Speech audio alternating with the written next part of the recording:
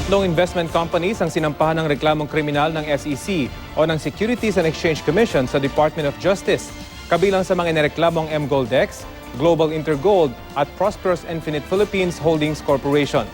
Muli namang nagbabalang SEC laban sa mga kumpanyang nag-aalok ng malaki o mabilisang kita sa ipupuhunang pera. May report si Julio Segovia.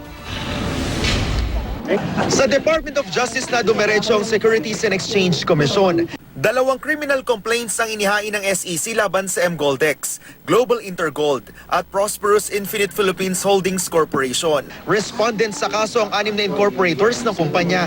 Lahat sila lumabag daw sa Securities and Regulation Code matapos magbenta ng mga investment na hindi rehistrado ng SEC.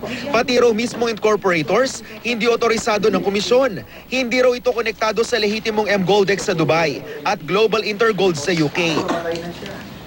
Bukod sa alok na ginto, pinangangakuan daw ng mga naturang kumpanya ang mga investor ng malaking payout para maengganyo. Halos 6 na beses na mas malaki sa ilalagak mong pera. As we have always said, if the return is too good to be true, it's false. Where will you get all these returns? Pero habang parami ng parami ang mga nare-recruit, aabot sa puntong hindi na raw nito kakayaning magbigay pa ng payout sa mga investor.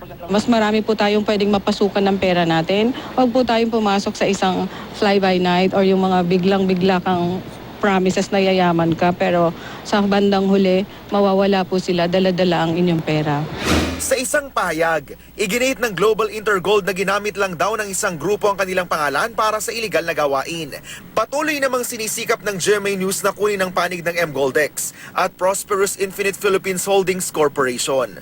Aminado ang SEC na nahirapan silang matunton ang mga taong nasa likod ng umano'y investment scam dahil social media lang ang ginagamit ng mga incorporator sa pagpapatakbo nito. Buti na lang daw at sumaklolo sa kanila ang ibang sangay ng gobyerno gaya ng NBI at PNP.